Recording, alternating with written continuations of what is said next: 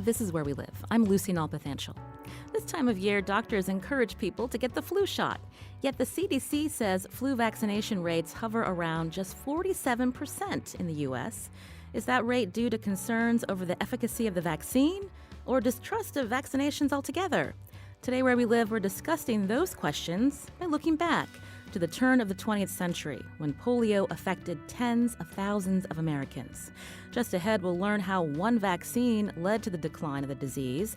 And later, we'll talk with a woman who relies on herd immunity to stay healthy. Granby resident Kim Brown has a medical condition that doesn't allow immunizations to protect her from certain diseases. What's her message to the general public? We'll find out coming up.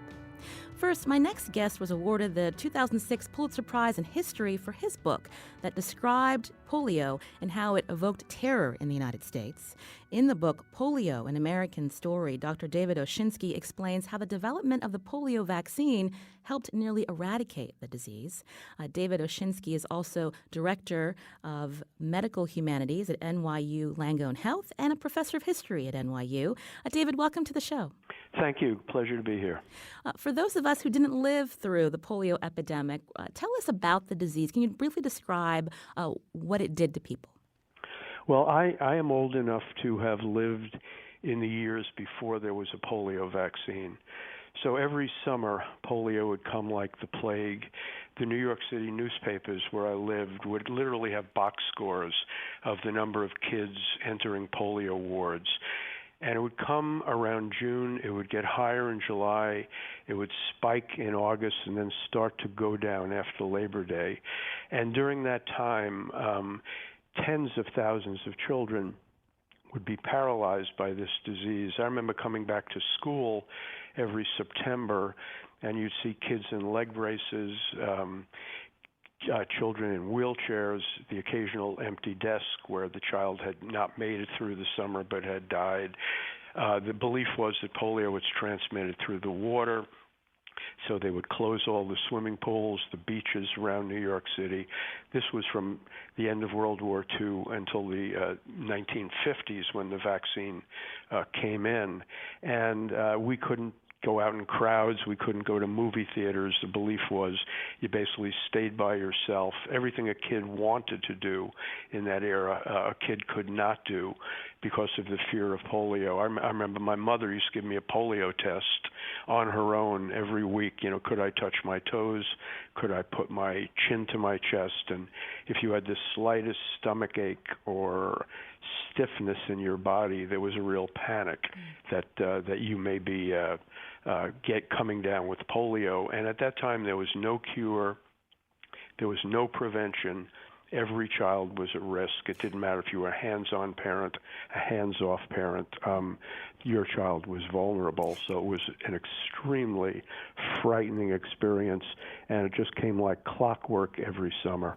David, you mentioned that the belief was it came through the water. So was this a virus that was transmitted through fecal material? Can you tell us more about that?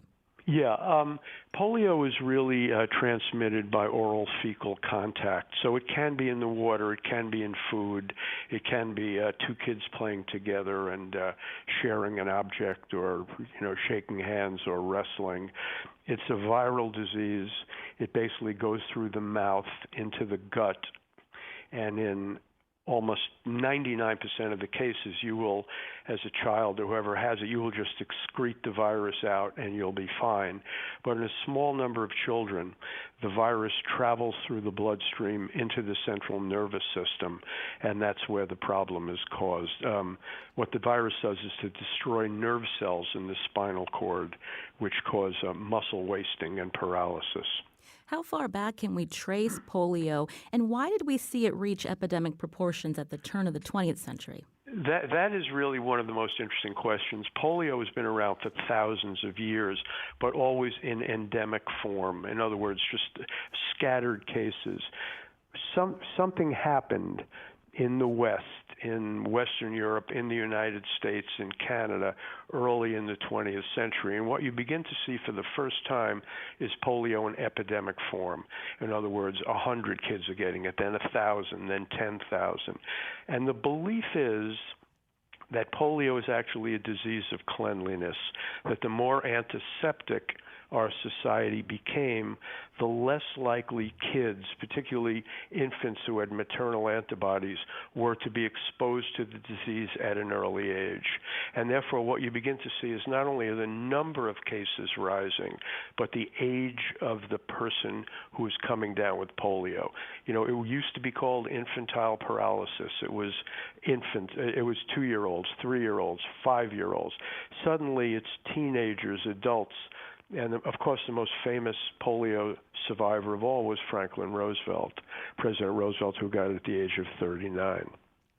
You mentioned that this was a disease that was found in Western Europe, and then it managed to come over to the United States. In your book, Polio, An American Story, you talk about some of the sentiment against immigrants in New York City at the turn of the 20th century when people were getting sick. This was thought of a disease that they carried here.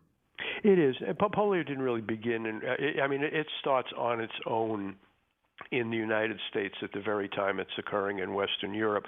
But, you know, we do have a history going back to the Irish with cholera, Jews with tuberculosis. In the case of polio, the belief really was that the Italians brought it around 1915, 1916, because one of the neighborhoods that had the first epidemics was called Pigtown. It was an Italian area in New York City. But the fact is that immigrants had absolutely nothing to do with it.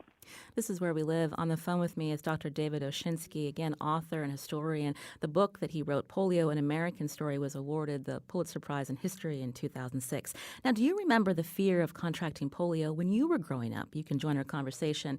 In studio with me is Joanne Griswold, who took care of polio patients as a young nurse. She's a 1954 graduate of UConn School of Nursing. Joanne, welcome to the show. Thank you for having me. We heard David describe a little bit about what it was like at the time before the vaccine was developed, and we'll get to that in a little bit. But what do you remember about polio? From my youngest, my mother was a registered nurse also. And then I remember, excuse me, her concern, however, she was reasonable. She made sure that I did get swimming. There were shorelines where we could take advantage of that and feel that we were fairly polio-free. What I do remember is staying out of crowds, not going into a crowded restaurant or a crowded, say, a concert. And many of these were canceled. It depended on the area. If you were near a town or a city where there was an increase in the number of polio diagnoses, then I do recall that a lot of the activities, fairs, whatever would happen during the summer would be canceled. You mentioned that so as a child, you were able to swim along the Connecticut shore, so you weren't reliant on swimming pools that were closed at the time. Yes. So when you look back, do you think that the fact that you did not contract polio, was that just by luck? It could be a little luck. However, it was very important. This was one of the things my mother emphasized. Make sure you wash your hands. Keep your hands away from your eyes, mouth. And also get your rest so that your body is in as strong condition as possible. And eat, well, a lot of fruit, vegetables, the same things we hear today. Later on, you mentioned your mother was a registered nurse. Yes. Later on, you would go to UConn, a school of nursing. So when you graduated, by then you were taking care of people with polio? I took care of them as a student. There was an epidemic that was very prevalent in southern Connecticut in 1952. I had just started my 4th year in the 5-year program. There were a number of adults and children. I happened to be going through my 4th month of pediatrics. So that was communicable diseases. We had a number of children with polio, but the one I remember particularly was a 4-year-old I was told by the intern we were getting a transfer from a nearby hospital and that she would need a respirator. Well, that right there raises a concern. A 4-year-old child going into a respirator. She was, I would say, probably 4.5. She was brought up the stairs. The intern carried her up the stairs, talking to her very softly. And by that time, I had the respirator all ready to go, thanks to the engineering department. He explained that this was like a tent, only her head would be outside. Is this like the iron lung, the pictures of the iron lung? That's the iron lung, yes. And we tried to talk to her as explaining what was happening in as age-appropriate manner as possible. She was very cooperative, and at that time, of course, was this due to her fear? Was she curious? I think she was just fearful.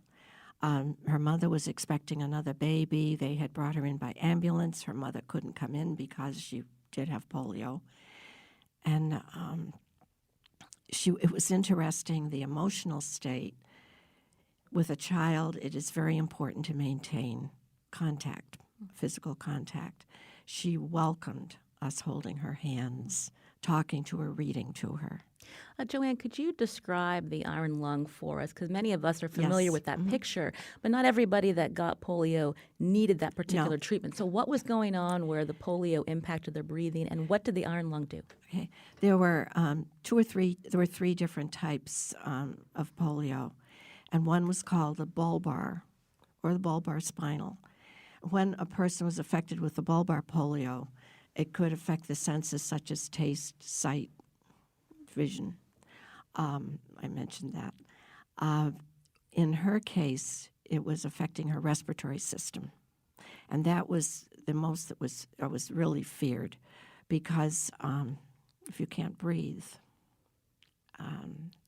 your life essentially ends. The iron lung was a tube, a large tube that would hold a human being. It did have a cot-type mattress that we made up. It operated, the principle of it was to, it's a little different now, but at that time it operated on the principle of negative air pressure. When you removed the air from the tube, it caused an expansion of the chest cavity, which then would cause the lung to expand. And then there was air that was injected, essentially, the best way I can explain it, into the lungs of the person. David Oshinsky's with us by phone. David, for the children and others that had to rely on the iron lung, was this something that was a lifelong treatment for them, or were they able to get better? That's a good question, and it was really just described beautifully. One of the other problems that you were on your back with your head exposed, so you basically saw the world through mirrors. So you actually saw the world backwards. It was a very frightening and disorienting experience.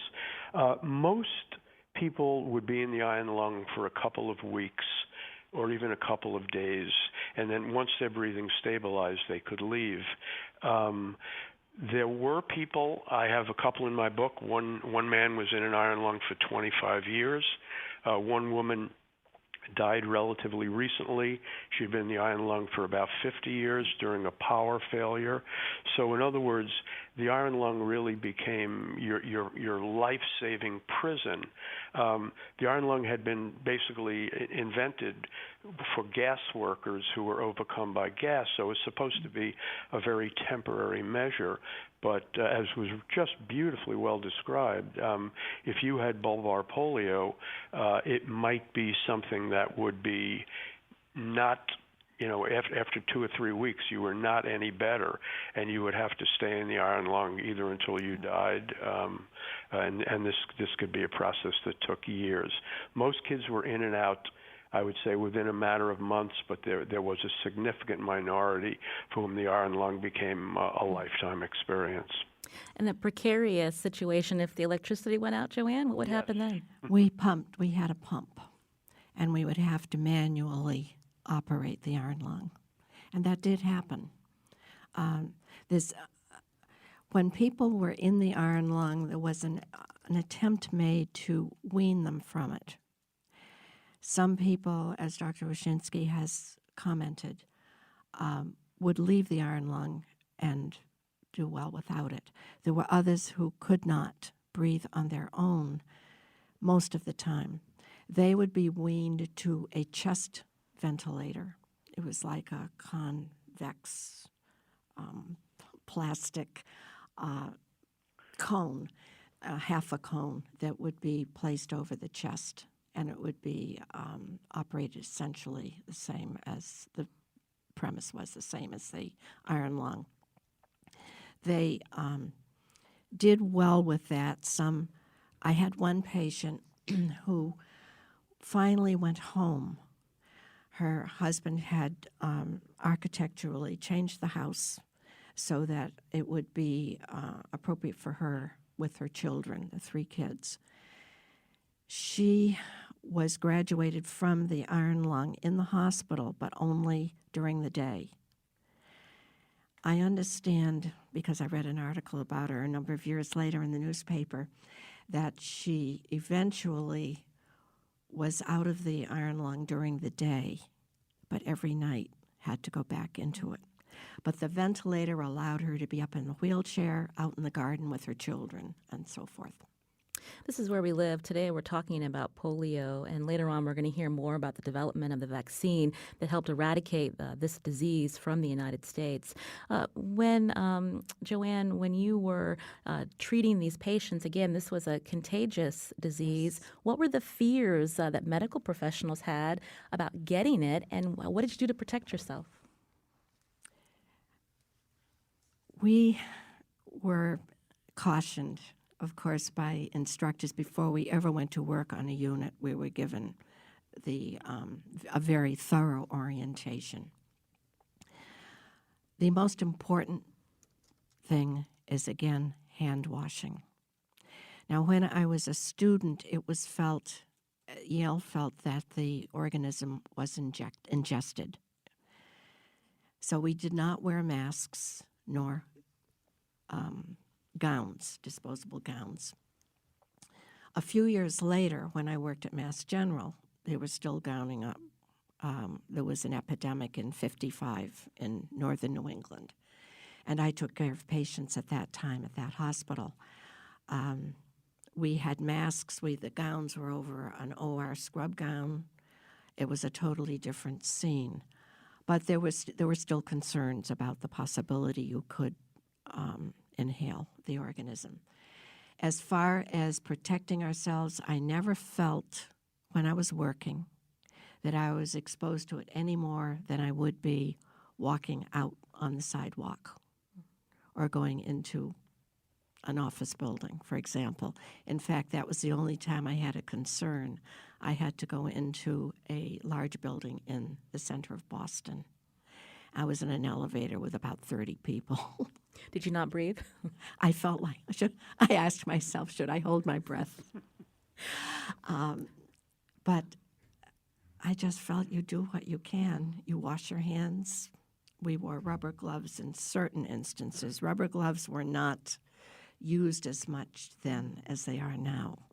Before we head to break, Joanna, I wanted to ask you, when news of this vaccine came out, describe how you felt, how your colleagues felt. Very happy. Oh, this was wonderful.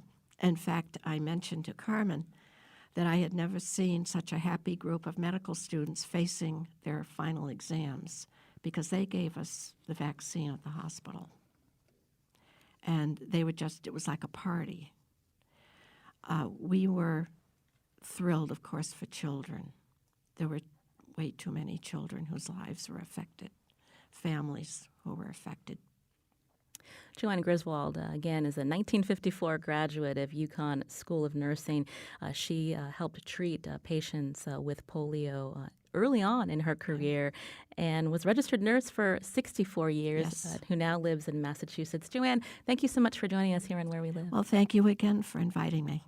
This is Where We Live. I'm Lucy Nalpathanchil. Again, we're talking about polio today. It's a disease that affected tens of thousands of Americans in the first half of the 20th century. Dr. David Oshinsky will stay with us as we continue our conversation. He's the author of Polio, An American Story. Now, through science and philanthropic efforts, polio has been eradicated in the U.S., but where does it persist around the globe? We're going to find out after the break, and you can join us too. Find us on Facebook and Twitter at Where We Live.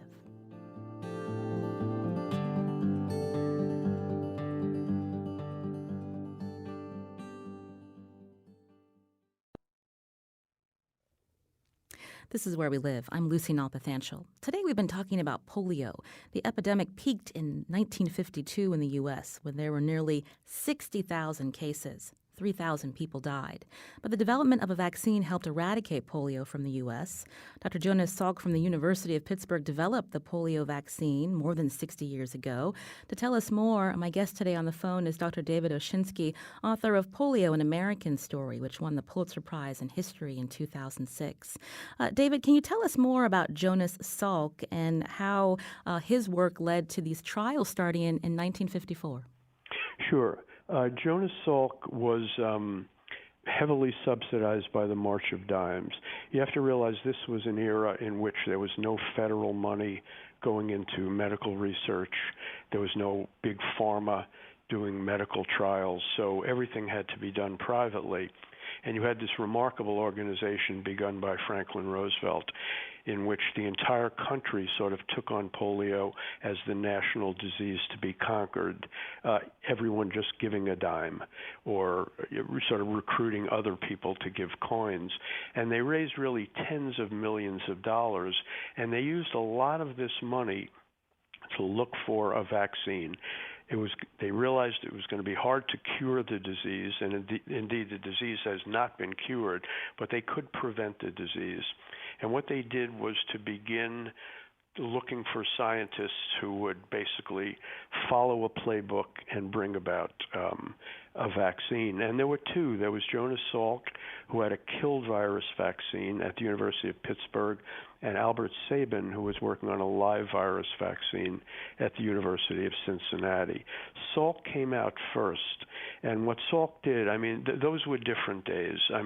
He tested on probably 100,000 monkeys. 100,000 monkeys and chimpanzees were sacrificed. Then he went to testing of children, and much of the testing was done in orphanages, or they called in those days homes for the feeble-minded. You basically just went in, you got the consent of the administrator who ran it, and you tested. And finally, they realized that they had to test on hundreds of thousands and maybe millions of children. And in what was the largest public health experiment in American history, almost 2 million children were lined up. Some were observed controls, but most were given 3 doses of live of the killed virus polio vaccine, and about half were given a look-alike placebo. And what they would do then was to just check and see, and this was an era before computers, if there was any difference between those who were given the real vaccine and those who were given the placebo. It took a full year to sort of figure this out. And then in one of the most remarkable press conferences in American history, word came down the polio vaccine was safe, it was potent, and it was effective. And they literally declared a national holiday when that word came down. I can remember it very well as a school child. Excuse me. And President Eisenhower invited Jonas Salk to the Rose Garden, where for the first time in anyone's memory, President Eisenhower broke down in tears as he thanked Jonas Salk for saving the children of America and the world. And David, I think we have a clip of President Eisenhower actually speaking to, again, this University of Pittsburgh researcher, Jonas Salk, at that ceremony you mentioned. Here it is. I should like to say to you that when I think of the countless thousands of American parents and grandparents who are hereafter to be spared the agonizing fears of the annual epidemic of poliomyelitis, when I think of all the agony that these people will be spared as they see loved ones suffering in bed, I must say to you, I have no words in which adequately to express the thanks of myself, all the people I know, and all 164 million Americans, to say nothing of all the other people in the world that will profit from your discovery. Earlier, David, you mentioned that Franklin Roosevelt was probably one of the most famous cases of polio, and it was, his awareness and efforts, along with an individual that you talk about in your book, that helped raise money for these vaccine research. If he hadn't had polio, do you think the country would have gotten to that step so quickly? I love that kind of question. It's a counterfactual question, so you can basically give any answer you'd like. It's a terrific question. I think the answer is we probably would have gotten there because so many vaccines came after measles, chickenpox, MMR, and the like. But it certainly spurred the process along. Roosevelt really and his sidekick Basil O'Connor began the March of Dimes, and one of the things they did was they turned fundraising on its head. Until that time, if you wanted to have a foundation or a charity, you got a couple rich people, they gave a lot of money, and there it was. This was during the Great Depression. There wasn't all that much money around from rich people. So what they decided to do was to get the smallest possible donation from the most people.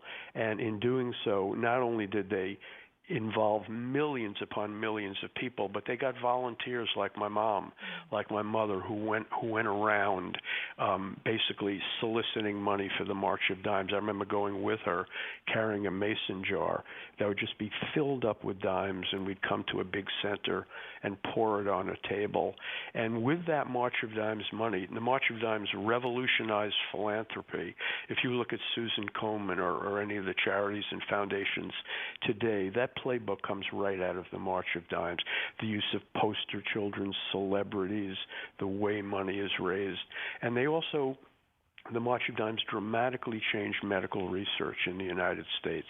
In other words, how you bring together the smartest minds, give them money, and let them basically work for a common goal.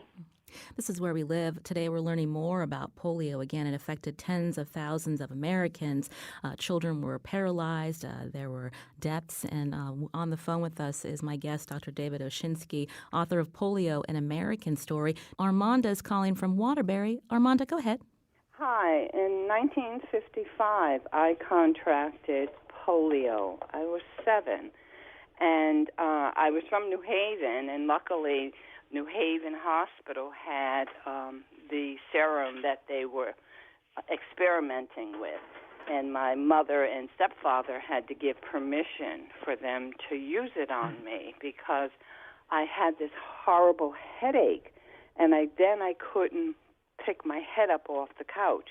And in those days, the doctors used to come to your house, and the doctor told them, because in our neighborhood, so many children were contracting polio, and a couple of them had died. And so I remember staying in the hospital and having needles all day long. And I met a man from New York years later that was a supervisor of mine in Charlotte, North Carolina, and he was paralyzed on his right side, and he had had polio the same year. But because he did not live, where Yale New Haven Hospital, and was able to take advantage of the new technologies, he became paralyzed, and I didn't. I stayed in the hospital for a week, and that was all. Thank God the medications worked. Well, Armando, we're glad that you did get better after getting that vaccine. So you have no impact from that disease today? Nothing. Well, Armanda, thank you for your call. David, we were talking again about the vaccine development with Dr. Joseph Salk and how families, millions of children, either were able to participate in these trials. Why was it so effective? Was it because people saw how deadly this disease could be? I just want to say first that Yale New Haven Hospital did some of the most important research in bringing that vaccine to conclusion. So they should be very proud, and the people of Connecticut as well. For someone like my mother, this was risk versus reward. It was all the parents. In other words, one of the problems with vaccines today is that they do their work so well that there is virtually no evidence of the disease that they are preventing. When I was a kid, polio was everywhere. So for my mother, the issue was, do we give the child an experimental vaccine, or do we take the chance that my child will come down with paralytic polio? And polio, as you know, is a very visual disease. You saw it everywhere. If you go into a coffee shop, you may not know who has a heart condition, but you knew who had polio. You saw the leg braces. You saw the crutches and the like. So for my parents and for the parents of America, this was a no-brainer. There was an epidemic every single year, and here was an experimental vaccine that might end that fear forever.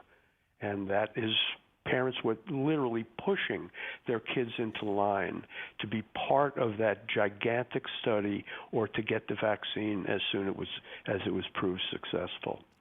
And we know that polio has been eradicated here in the United States. I wanted to bring into the conversation now Dr. Melissa Held, infectious disease specialist at Connecticut Children's Hospital. She is also associate professor of pediatric infectious disease at UConn School of Medicine.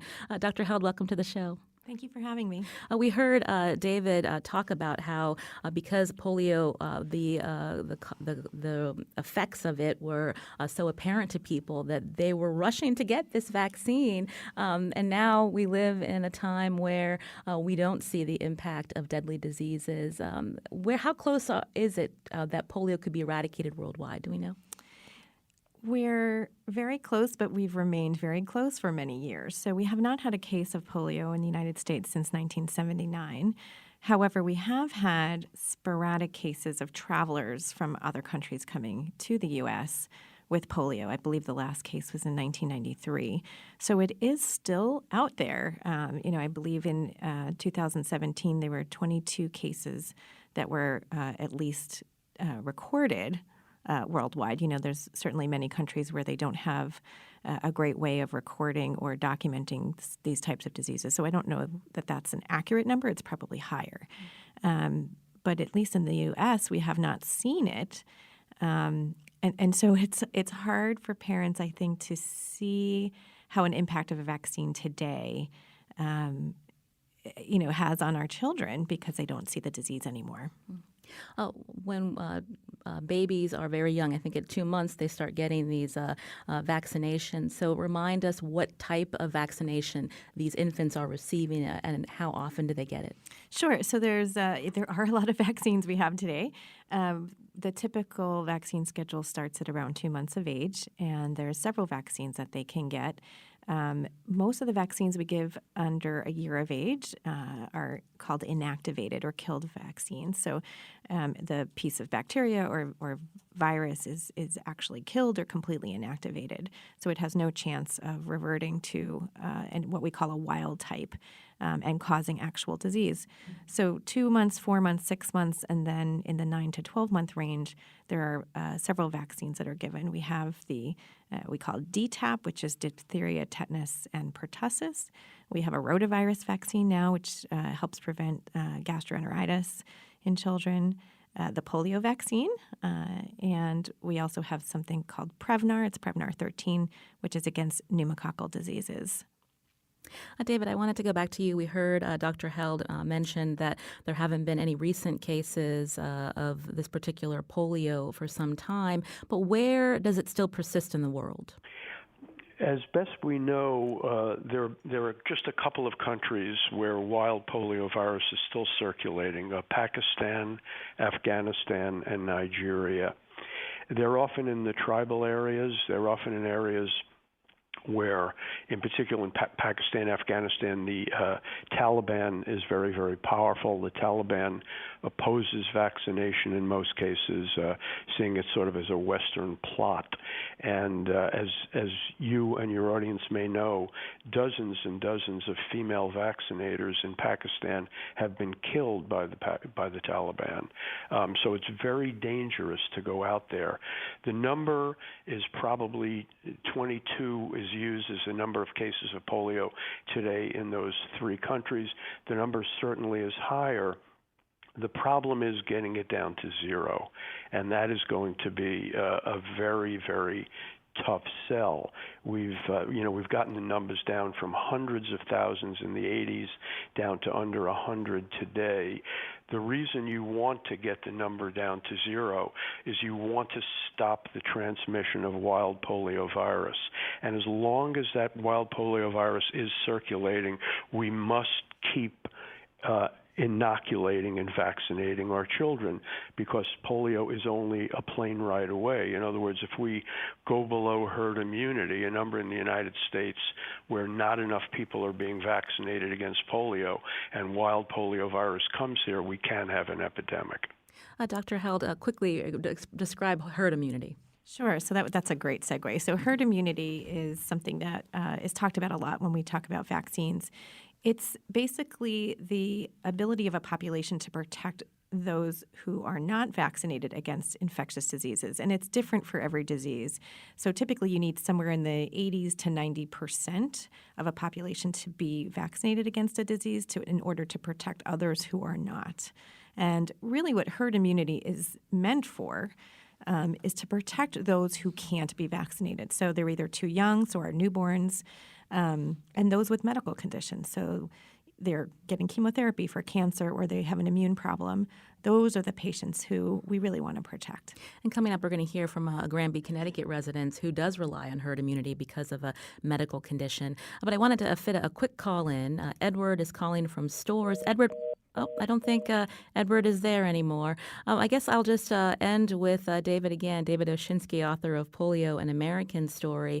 When we think about how the only disease that's really out there that's been ever completely eradicated is smallpox, with your research and what you've learned in the work that you've done, do you think we'll see worldwide eradication of polio? I am certain we will see it. I will say very briefly that in a way it was much easier to eradicate smallpox because the people who get smallpox show the symptoms immediately, so you can use containment and surveillance. With polio, people can be silent carriers. They can carry the virus without even knowing they get the disease, so they're everywhere, which means you basically have to vaccinate every child. We will do that. We did it in India. Nobody thought India could be completely polio-free this quickly, but it has been. Wild circulating polio virus is gone in India. There have been no cases in India. If we can do it there, we can do it anywhere. We'll have to leave it there. Dr. David Oshinsky, again, author of Polio, An American Story, won the Pulitzer Prize in History in 2006. David's also director of medical humanities at NYU Langone Health. David, it's been a pleasure. Thank you so much. My pleasure. Thank you. This is Where We Live. I'm Lucy Nalpathanchel. Dr. Melissa Held with Connecticut Children's Medical Center will stay with us as we broaden our discussion to other vaccines most Americans routinely receive today. Why is there mistrust of immunizations when science shows they're effective in preventing deadly diseases? We'll find out after the break. This is Where We Live from Connecticut Public Radio. I'm Lucy Nalpathanchel. The death of a pet can be a devastating experience, yet we often expect others to just get over it when we lose an animal companion. Has this happened to you? How comfortable were you talking about your grief? Next Tuesday, we're trying something new. If you have a story about pet loss and are comfortable with us playing it on the program, call us ahead of time and leave a message on our voicemail line, 860-580-9677. Be sure to leave your name and a phone number to reach you. Again, the number for our voicemail project, 860-580-9677. We've been learning about polio, a disease that reached epidemic proportions in America in the early 20th century. Historian David Oshinsky joined us earlier to explain the efforts behind eradicating the disease in the U.S. Those efforts led to a widespread national vaccination campaign that the public in the 1950s fully embraced. But there are Americans today who don't trust immunizations, and now some preventable diseases are making a comeback, like measles and whooping cough. Why is there mistrust? Should public health officials change how they talk about vaccinations to parents and caregivers? What made you decide to immunize your child? You can join our conversation. Find us on Facebook and Twitter at Where We Live. I wanted to welcome into the conversation Kim Brown, who lives in Granby. And earlier we were hearing Dr. Held from Connecticut Children's Medical Center talk about herd immunity. Kim, this is something that you rely on? Yeah, it's pretty heavily. I have a genetic primary immune deficiency, so if people don't vaccinate, I don't really have the opportunity to respond to vaccinations. I don't make the antibodies that most people do when they vaccinate. So you have primary immune deficiency. So tell us what you have to do to stay healthy. Every day after I get my toddlers to bed, I infuse 3 grams of immune globulin, basically what everybody else has circulating already, but I have to do it daily because of how sick I am. When we talk about immunizations in this country, there is some mistrust of getting vaccines. How do you talk about this with people you know, with your family, because of your medical condition? I'm actually pretty open about my illness because of that. I see the larger benefit of being kind of an open book with anyone who will talk to me. So when my family and I found out I had this, it wasn't until later in life, unfortunately, because of how rare it is. I told them, that I try to break it down as basic as I can. I tell them that something is just missing from my immune system. So while it wants to function, there's just something missing. So in order for me to stay healthy, I rely on them to get their vaccinations. And we practice really good hand washing. We make it a routine. It's just normal. They wash their hands as soon as they get in from school. We do a lot of talking about antibodies. My 4-year-old could probably tell you what a T cell and a B cell is. Oh, so this is your family that you're talking with, but what about when you are public about the importance of vaccinating and you're talking to strangers, maybe on social media? What are the ways that they approach you when it comes to their beliefs on vaccinations, and how do you approach that mistrust that they might have? For the past 2 years, my health got really out of control. I just haven't really seen a healthy point at this stage of my life, but so for me, it's like kind of life or death when people have this conversation with me. Recently, I had an interaction with a girl. She told me that if I just detoxed my body of vaccinations, I would feel so much better. And it really bothered me. So I tried to explain it. First, I talk about my illness because it's really rare. And then I go into talking about the importance of vaccinations. And a lot of people have brought it to my attention that it's poisonous. There's all these toxins, and why would you put that in your child's body? But I see it as this is a preventative thing.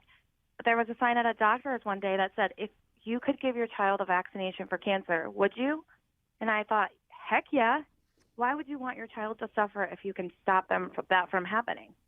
And it isn't just about me. It's more so the newborn babies. When they leave the hospital, they rely on us as adults to make the choice to vaccinate our kids.